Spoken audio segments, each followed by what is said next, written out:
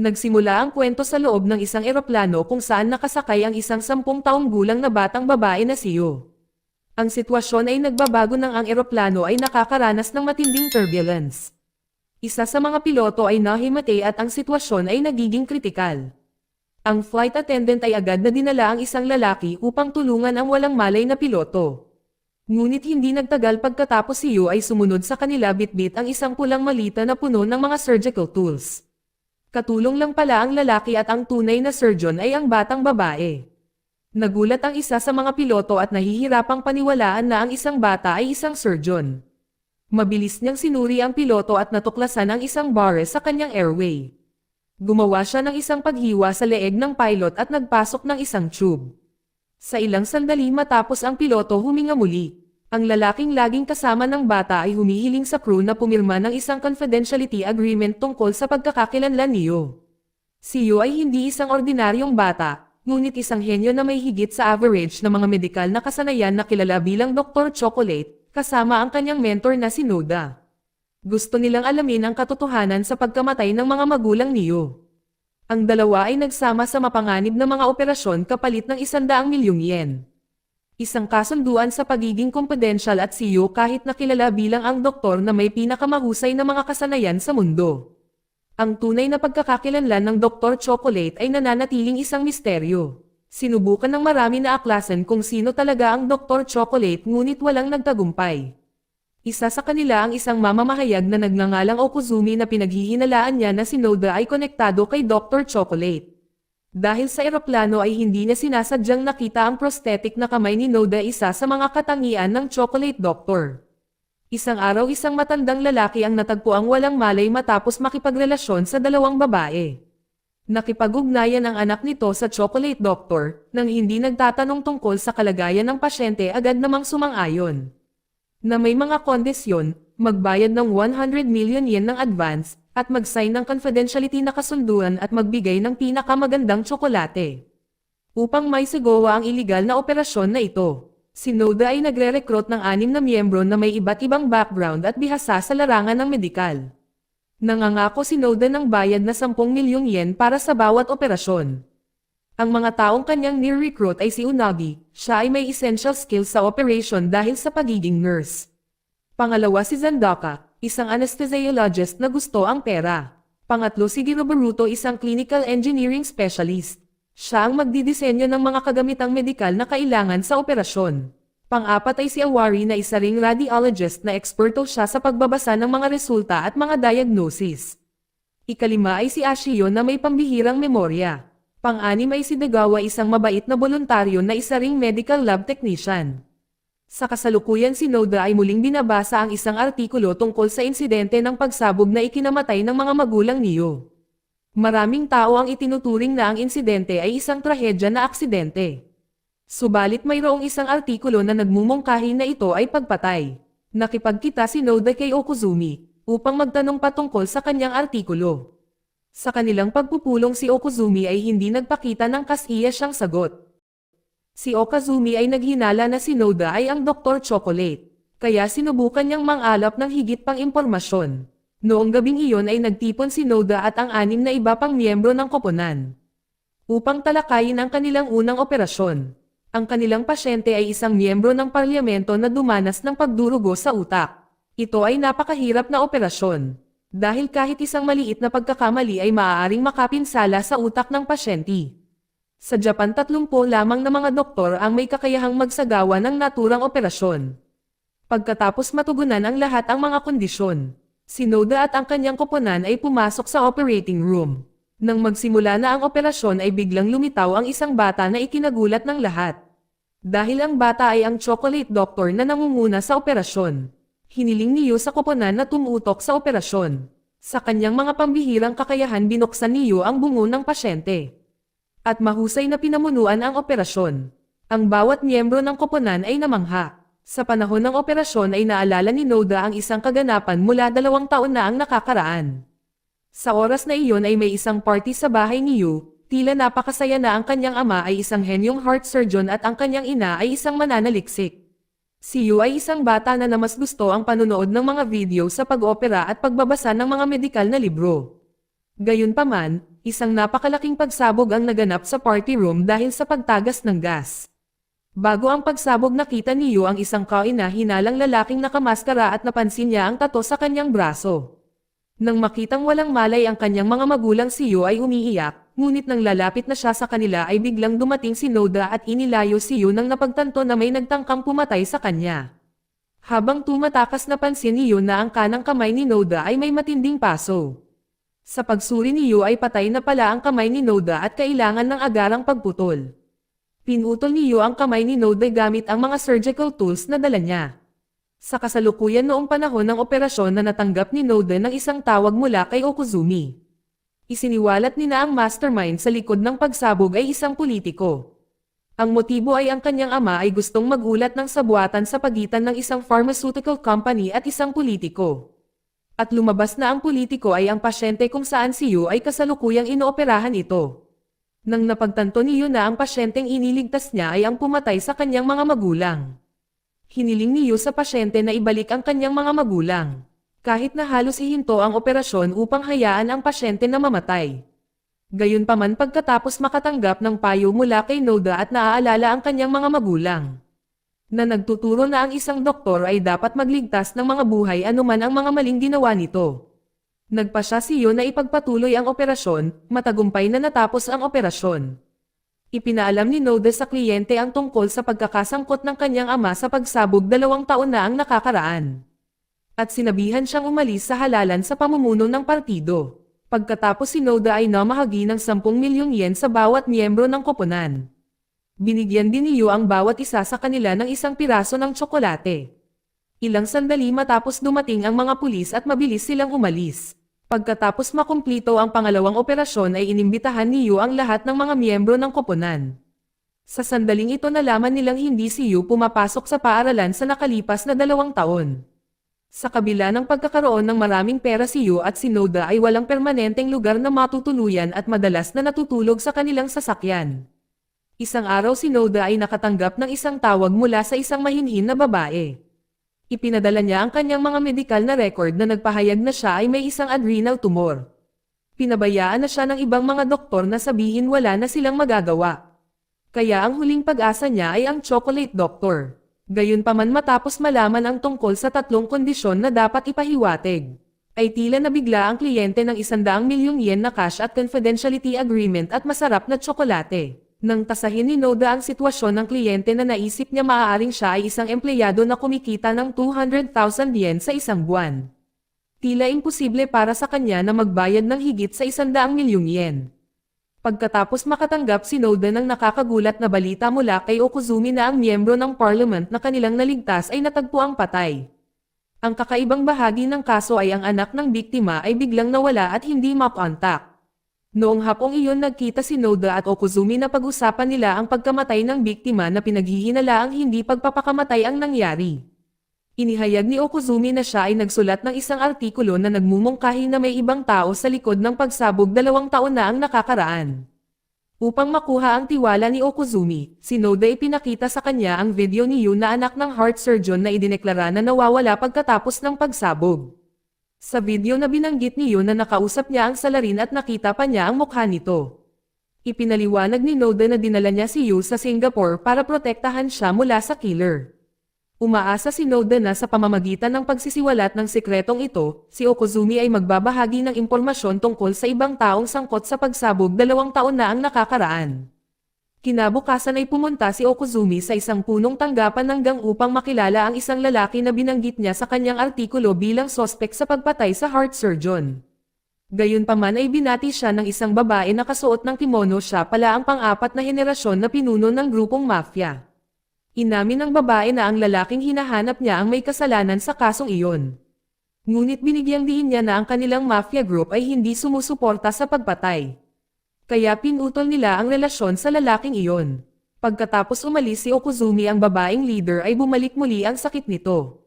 Siya pala ang babaeng nakipag-ugnayan kay Noda na humingi ng tulong sa panahong siya ay tinuturing na isang ordinaryong babae na may monthly income na 200,000 yen. Subalit nagulat ang babaeng leader nang bigyan siya ng kanyang mga nasasakupan ng 100 milyong yen.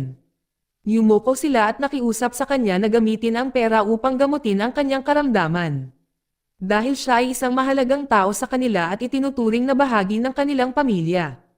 Noong gabing iyon ay ipinaalam ni Okuzumi kay Noda na si Soeri ang nasa likod ng pagsabog 2 years ago.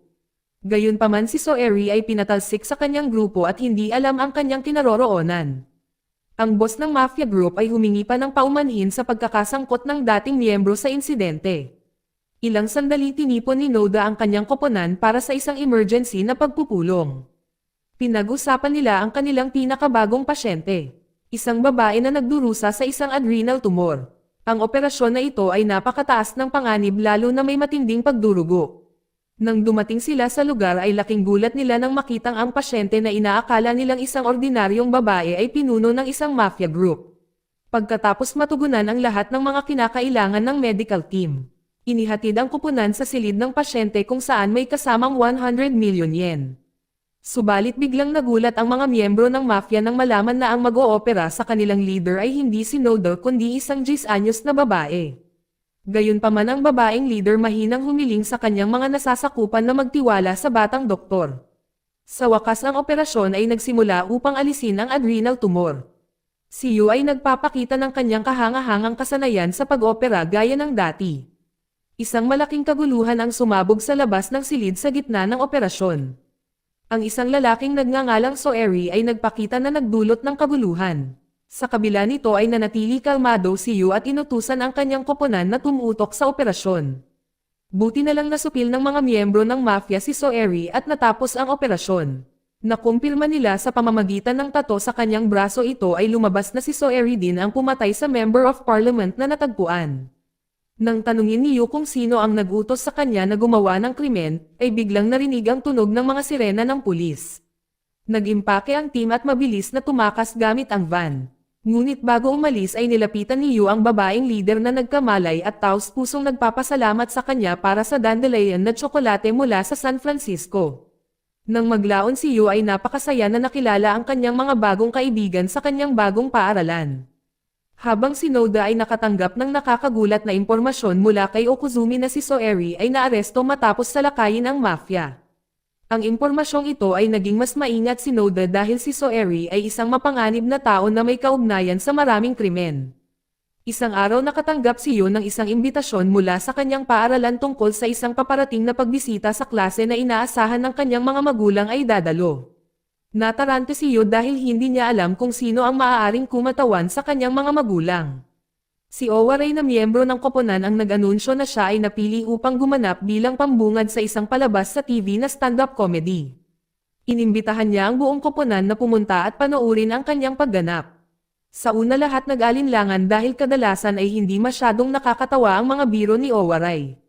Pero nang malaman nilang dadaluhan din sa event ang sikat na idol group na world class, agad na lumakas ang kanilang excitement lalo na para kay Girobaruto na fan ang idol group.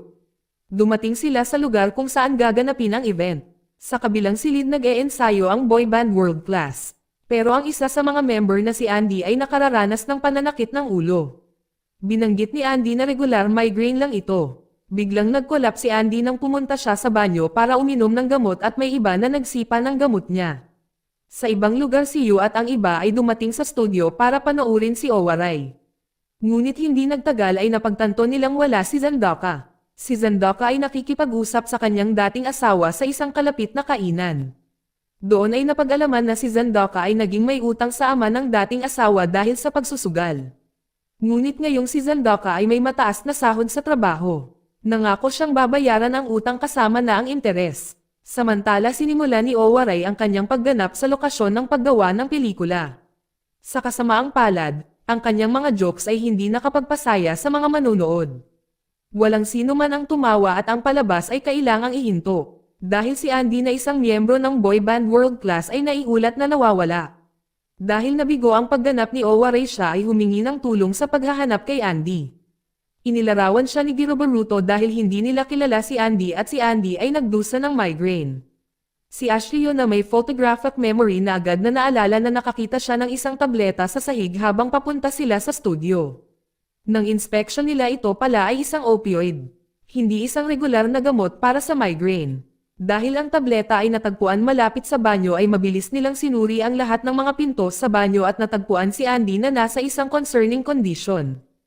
Hindi pala nakakarinig ang isa sa tenga ni Andy at naghinala si Yoon na may tumor sa utak si Andy. Maya-maya lang ay dumating ang mga kaibigan ni Andy kasama ang manager niya. Laking gulat nila nang marinig si Yoon na huwag galawin si Andy para maiwasan ang karagdagang pinsala sa utak. Pagkatapos malaman na aabutin ng 30 minuto bago dumating ang ambulansya, nagpasya si Yoon na magsagawa ng emergency procedure sa mismong lugar. Ang desisyong ito ay nagdulot ng debate, dahil ang mga kaibigan ni Yoo ay nag-aalala na ang kanyang pagkakakilanlan bilang chocolate doctor ay malantad lalo na't wala si Noda. Gayunpaman inuna ni Yoo ang kaligtasan ni Andy. Kaya pinilit niyang ipagpatuloy ang pamamaraan. Dahil hindi available ang mga kinakailangang kagamitan, nagpasya si Yoo hindi gawin ang kompletong operasyon sa pagtanggal ng tumor. Ngunit upang maubos lamang ang cosmofluid na naglalagay ng presyon sa utak ni Andy. Si unahin na nagpanggap na isang doktor, pagkatapos ay ipinaliwanag sa manager ni Andy na si Andy ay may hydress at kailangan ng operasyon. Noong una ay nag-alinlangan ang manager ni Andy dahil binanggit ng dating doktor ni Andy na si Andy ay may regular na tumor lang sa utak. Ngunit nagulat ang kaibigan ni Andy sa diagnosis kaya mabilis nilang hinimok si Unahin na iligtas si Andy. Pumayag si Unagi ngunit bilang kapalit ay hiniling niya sa kanila na maghanda ng masarap na tsokolate. Mabilis nilang dinala si Andy sa isang lugar na parang bodega. Si Giroboruto at Owaray ay naghanap ng mga gamit na magagamit nila sa operasyon. Tulad ng power drill, straws, plastic cups at iba pa. Nakipag-ugnayan din sila kay Zandaka, dahil kailangan nila ng anesthesiologist. Pagkatapos ma-anesthetize si Andy ginawa na nila ang procedure para ma-drain ang fluid nito sa utak. Si Yoo ay naglagay ng straw para tanggalin ang likidong o dumidiin sa utak. Matapos maubos ang likido, bumukas ang mga mata ni Andy. Ngunit biglang nag-convulse si Andy at lumakas ang tibok ng puso niya na lumikha ng tense. Nangyari ito dahil naubos ang fluid sa utak. Mabilis niyo na pinapalitan ang ilan sa fluid hanggang sa maging matatag ang kondisyon ni Andy at sa huli ay matagumpay ang operasyon. Pagkatapos ng operasyon binigyan sila ng manager ni Andy ng chocolate cake gaya ng ipinangako. Sa labas ng gusali ay lumitaw si Noda na humihingal, agad niyang sinaway ang koponan sa pagsasagawa ng operasyon nang walang pahintulot niya. Mahigpit na idiniin ni Noda na hindi niya papayagan si Yoo na maging isang ilegal na doktor dahil responsibilidad niya ito. Pagkatapos marinig ang lahat ng ito taos-puso si Yoo na humingi ng tawad kay Noda. Noong gabing nakausap ni Yoo si Noda tungkol sa personal na doktor na gumamot sa pasyente at kaibigan pala ng ama ni Yoo. Samantala si Noda ay nakatanggap ng mensahe mula kay Okuzumi na naglalaman ng larawan ni Soeri kasama ang isang doktor. Nagtaka si Noda kung ano ang nangyayari sa likod ng lahat ng ito. Kinabukasan nagdaos ng class visit event sa paaralan. Si Yoo nakaramdam ng inggit na makita ang kanyang mga kaklase kasama ang kanyang mga magulang. Ngunit bigla siyang nagulat sa pagdating ng 6 na miyembro na dumating upang suportahan siya. Sinabi ni Yoo na sila ay ang kanyang pamilya sa harap ng klase. Ipinahayag ni Yoo ang kanyang pangarap na tumulong sa maraming nasugatan at may sakit. Binanggit din niya ang tungkol sa isang taong laging pinapagalitan siya. Ngunit tinutulungan din siya sa mga kritikal na sitwasyon. Isang taong pinakamahalaga at natatanging tao sa mundo. Sa hospital si Dr. Kitazawa nakatanggap ng balita na ang pasyenteng inoperahan nila sa appendicitis, 9 na buwan na ang nakakaraan, ay na-diagnose na may pancreatic cancer na nangangailangan ng agarang operasyon. Napagtatanto niya ang kahirapan at panganib sa operasyong ito. Naramdaman ni Dr. Kitazawa na hindi niya ito magagawa, dahil ang buhay ng pasyente ay maaaring nasa panganib. Ang kanyang assistant pagkatapos ay iminungkahi na humingi sila ng tulong sa chocolate doctor. Nakipag-ugnayan si Dr. Kitazawa kay Noda, at matapos ipaliwanag ang history ng pasyente. Nabigla siya sa pagdating ni Noda, iniisip ni Dr. Kitazawa na si Noda ang chocolate doctor. Nang napagtanto na ang reputasyon ng hospital at ang posisyon ni Dr. Kitazawa ay nakataya, nag-alok si Noda ng alternatibong bayad. Sa isang kondisyon ay dapat sabihin sa kanya ni Dr. Kitazawa ang lahat ng nalalaman niya tungkol sa kaso ng pamilya ni Yoo. Nang maglaon si Noda at ang kanyang team ay tinalakay ang operasyon para sa pasyenteng may pancreatic cancer. Subalit nagkaroon ng malaking problema. Kinailangan nilang pagtakpan ang pagkakamaling medikal na ginawa ng kanilang kliyente. Si Unagi ay hindi sang-ayon dito, ngunit nagdesisyon si Noda na pinaalis si Unagi at inutusan siyang pumirma sa isang confidentiality agreement at umuwi. Nag-aatubili na pinirmahan ni Unagi ang kasunduan at umalis na may halo-halong emosyon. Sa kanyang silid ay nakaramdam ng matinding problema si Unagi. Nakipag-ugnayan siya sa ospital kung saan siya dating nagtatrabaho at nagpahayag na bumalik. Ipinaliwanag ni Noda kay Yu kung bakit pinaalis si Unagi. Dahil alam ni Noda inalok si Unagi na bumalik sa hospital dahil sa bagong direktor. Si Unagi ay nagtrabaho doon sa loob ng 25 taon. Sinadya ni Noda na tanggalin siya sa trabaho para makabalik siya sa trabaho sa hospital. Sa kanyang pag-uusap ipinahayag ni Yu ang kanyang pagnanais na malaman ang higit pa tungkol sa pagkamatay ng mga magulang nito. Kinabukasan sa wakas ay nakilala ni Yu si Okuzumi. Sa sandaling ito nangako si Okuzumi na tutulong sa pagtuklas ng kaso 2 taon na ang nakakaraan. Gayunpaman, gusto ni Yu malaman kung ano ang inaasahan ni Okuzumi bilang kapalit. Nang isang misteryosong ngiti, ipinahayag ni Okuzumi na gusto niyang malaman ang pagkakakilanlan ng chocolate doctor na ikinagulat ni Yu. Ngunit sinubukan niyang manatiling kalmado at kumilos tulad ng isang regular na bata upang maiwasan ang paghihinala. Naghinala sila na si Dr. Kitazawa ay maaaring may kinalaman sa insidente 2 taon na ang nakakaraan lalo na pagkatapos makita ang isang larawan ni Dr. Kitazawa kasama si Soeri. Gayunpaman nakaramdam si Yu ng pagdududa dahil si Dr. Kitazawa ay isang malapit na kaibigan ng kanyang ama. Samantala bumalik si Unagi sa hospital kung saan siya nagtatrabaho, gayunpaman pagdating sa meeting room ay nadismaya siya. Dahil pinapirma siya ng mga doktor sa isang confidentiality agreement na pumipigil sa kanya na ilantad ang mga medical error ng hospital. Lumabas na si Unagi ay natanggal sa trabaho noon dahil sinubukan niyang ibunyag ang isang medikal na pagkakamali na humantong sa pagkamatay ng isang pasyente. Nagpa siya si Unagi na umalis at hindi na bumalik sa trabaho sa ospital. Nang gabing iyon ay nakatanggap si Noda ng isang agarang tawag mula sa isang kliyente na nagsasabi na ang isang pasyente ay naka-schedule para sa operasyon sa susunod na araw.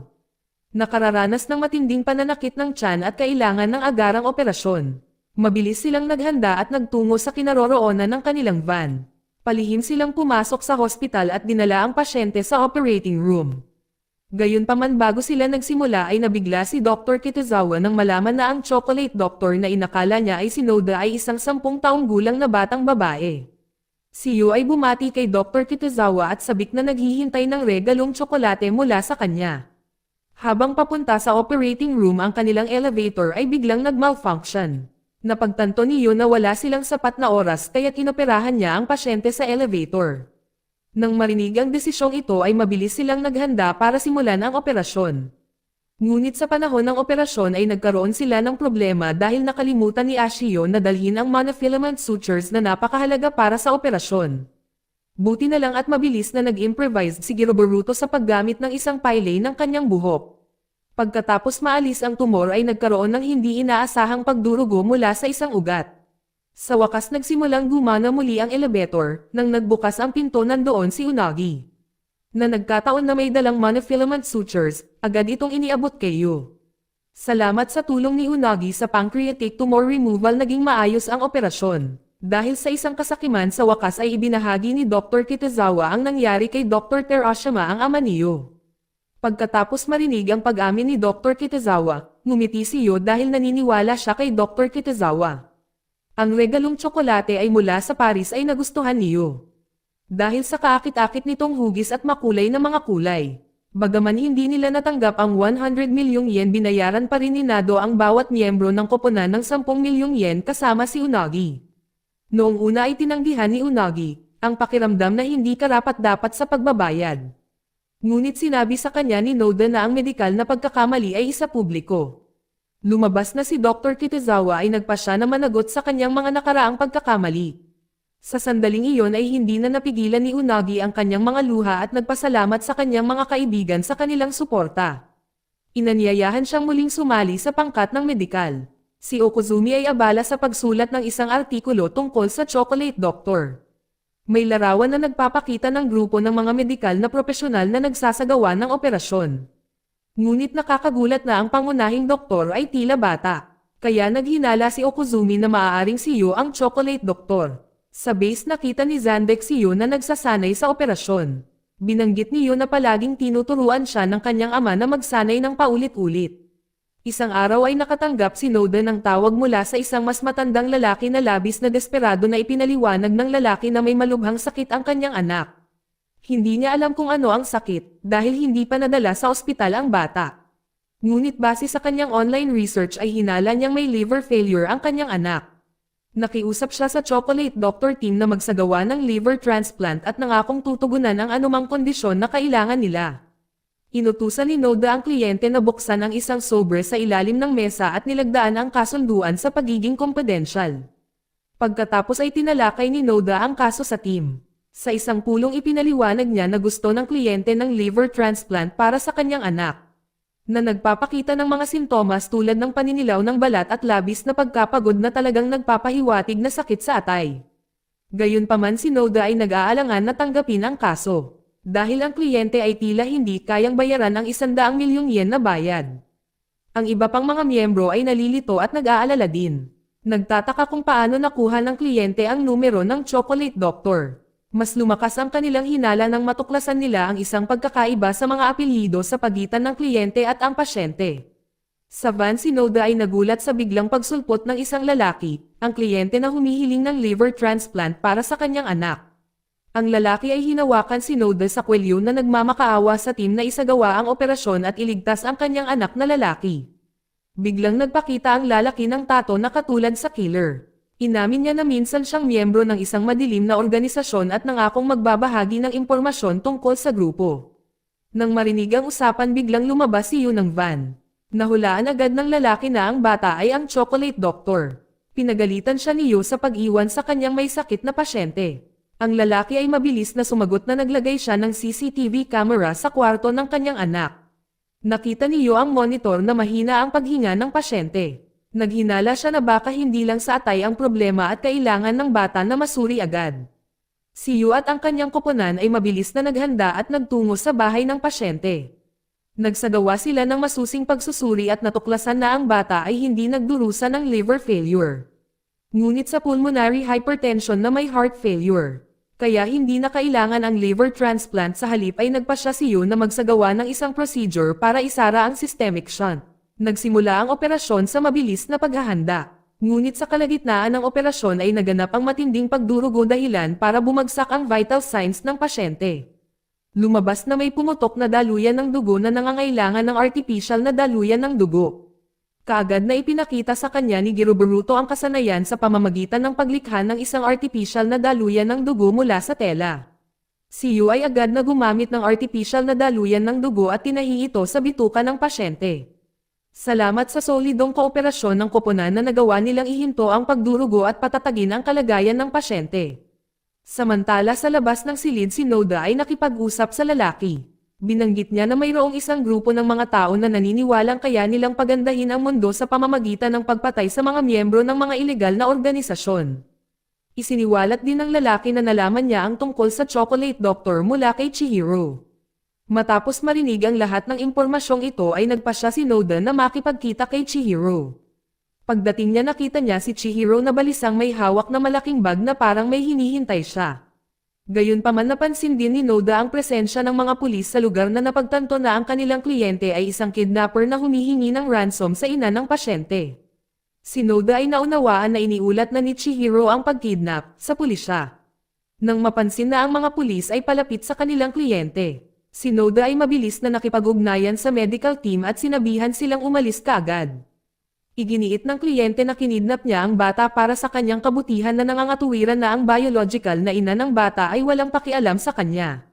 Sa kaguluhan na sinabihan ni Yu ang lahat na tumahimik, dahil nilayon niyang tapusin ang operasyon kahit ano pa ang mangyari, para makumplito ang huling tahi sa pasyente. Sa sandaling ito ay nakaisip si Giroburuto ng isang napakatalino na ideya at ang kanyang mga kasamahan ay mabilis na nag-impake at nagtago sa likod ng van.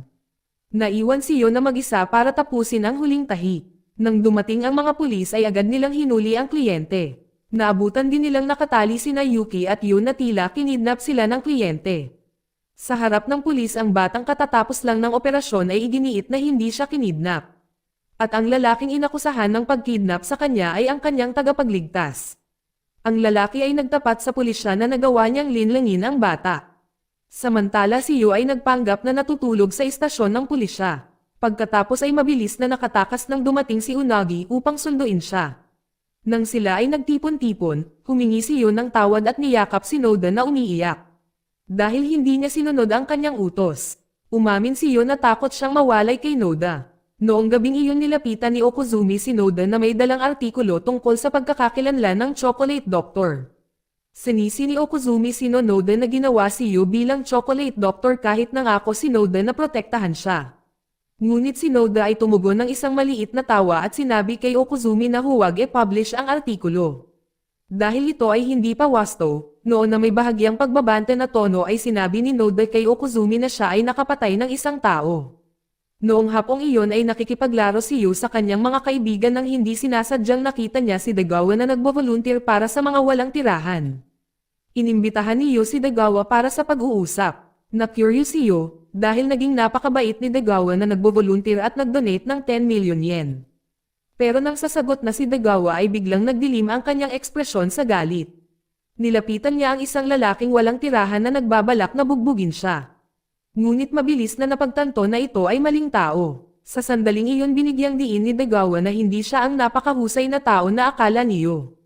Nabunyag na si Dagawa ay naging isang voluntaryo dahil siya ay naghahanap ng isang taong kilala niya. Ibinahagi niya ang insidenteng ito kay Yu, na nagpaliwanag na ang taong walang tirahan na hinahanap ni Dagawa ay ang kanyang kuya na nawala ilang taon na ang nakararaan. Noong araw na iyon natuklasan ni Yu na nababasa ni Dagawa ang iniisip ng mga tao sa pamamagitan ng mga ekspresyon ng mukha. Inamin ni Dagawa na ang kanyang kapatid ay makasarili. Isang araw bumalik sa Japan ang kanyang kapatid at nagsimula ng negosyo na kalaunan ay nabigo. Pagkatapos noon ay nawala siya at nag-iwan ng malaking utang. Kahit na namatay ang kanilang ama ay hindi na bumalik ang kapatid nito. Ngunit may narinig siya mula sa isang tao na ang kanyang kapatid ay nawalan ng tirahan. Kaya naman hinanap siya ni Dagawa sa pamamagitan ng pagboboluntaryo. Umamin na kung mahanap niya ang kanyang kapatid ay gusto niyang suntukin siya. Nang mag-alok silang tulungan si Dagawa na hanapin ang kanyang kapatid. Tumanggi siya na sinabing ito ay personal. Habang sina Noda at Okuzumi ay nakakuha ng vital information tungkol sa isang madilim na organisasyon. Ang organisasyong ito ay kilala sa pagpuna sa mga makapangyarihan at kahit na pagpatay sa mga itinuturing nilang masamang tao. Inamin ni Chihiro na siya ay halos mahuli. Gayunpaman sa panahon ng isang seminar nakita rin niya ang isang sikat na aktor na nag-claim na nakilala niya ang pinuno ng grupo. Nang marinig itong si Noda na sabik na malaman ang higit pa. Nagpa siya na makipagkita sa aktor ngunit bago umalis ay hindi napansin ni Noda na si Okuzumi ay lihim na naglagay ng tracker sa bulsa ng kanyang jacket. Nang si Noda ay dumating nakita niya ang aktor ay naghanda na umalis. Sakay ng kanyang motorsiklo maingat na sinundan ni Noda. Nagkita sila ng kanyang kasintahan na isang aktres din na nagngangalang Erika. Patuloy na sinundan sila ni Noda, ngunit sa isang daan ay biglang bumangga ang kanilang motorsiklo. Kaya nasugatan silang dalawa at si Erika ay walang malay.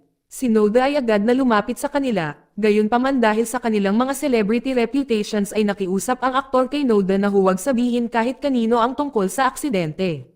Nang naramdaman ni Noda ang isang pagkakataon na inalok niya na tulungan siya sa ilalim ng 3 kondisyon. Bayad na 100 milyong yen sa cash, isang pinirmahan na confidential na kasunduan at ilang magandang tsokolate. Sa sitwasyong ito ay kinailangan ng aktor na sumang-ayon sa lahat ng mga kondisyon para maligtas si Erika. Nang biglang nabigla si Noda sa matinding pagdurugo mula sa ilong at tainga ng aktor na naging sanhi ng pagkawala ng kanyang malay. Si Noda mabilis na nakipag-ugnayan sa kanyang medical team na nagpapaalam sa kanila na maghanda para sa isang operasyon. Sa kabilang banda si Okuzumi na nagtanim ng tracker ay nakikinig sa bawat pag-uusap ni Noda. Pagdating ng koponan ay mabilis na inihanda ang mga kinakailangang surgical tool. Pagkatapos ng isang mabilis na pagsusuri na natuklasan nila na ang babae nagkaroon ng namuong dugo sa pagitan ng 2 layer na sumasaklaw sa utak. Sa kaibahan ang lalaki ay nagkaroon ng skull-based fracture na may posibleng pagdurugo mula sa panloob na artery. Napagtatanto nila ang hirap ng paghawak sa parehong mga pasyente ng sabay-sabay. Hinati ni Yu ang team na pinagkatiwalaan niya kay Noda sa operasyon ng babae. Habang ginagawa niya ang artery bypass sa lalaki. Gayunpaman ay biglang lumitaw ang pag-aalinlangan sa mga miyembro ng team. Dahil isa lang ang kamay ni Noda kaya nag-aalala sila sa kanyang kakayahan. Ngunit nanatili si Yon na tiwala kay Noda. Binigyan niya siya ng mga tagubilin sa mga hakbang na kailangan niyang gumawa ng butas sa bungo. Gupitin ang dermator at ipasok ang isang tubo upang maubos ang naipon na dugo. Si Unagi na tinutulungan si Noda na kinuha ang scalpel at ginawa ang paghiwa. Ngunit nang siya ay malapit ng mag-drill sa bungo ay lumitaw ang pag-aalinlangan sa kanyang mukha. Biglang bumalik sa isipan ni Noda ang isang madilim na sandali mula sa kanyang nakaraan. Nang mawalan siya ng isang pasyente dahil sa isang pagkakamaling nagawa niya matapos ang kanyang kamay ay napinsala. Sa sobrang takot ay nagpasya siyang hindi na ituloy ang operasyon. Nagpasya si Yon na gumamit ng alternatibong paraan sa pamamagitan ng paghiwa sa leeg ng lalaki upang pansamantalang ihinto ang daloy ng dugo. Sa pamamagitan ng pagharang sa artery habang naghihintay sa pagdating ng ambulansya. Matapos matagumpay na itigil ang pagdurugo sa lalaki ay mabilis na lumipat si Yu sa babae. Pinutol ang dermator at ipinasok ang isang tubo upang maubos ang naipon na dugo. Nang matapos niya ang huling tahi ay maririnig ang tunog ng ambulansya sa di kalayuan. Ang medical team ay mabilis na nag-impake at iniwan ang parehong mga pasyente. Bago umalis si Noda ay biglang napagtanto niya na may tracker at naghinala kay Okuzumi. Pagkatapos nila, nagdala si Noda ng malita na naglalaman ng 100 milyong yen na cash at ilang tsokolate. Gaya ng dati ang bawat miyembro ay nakatanggap ng kanilang bahagi na 10 milyong yen.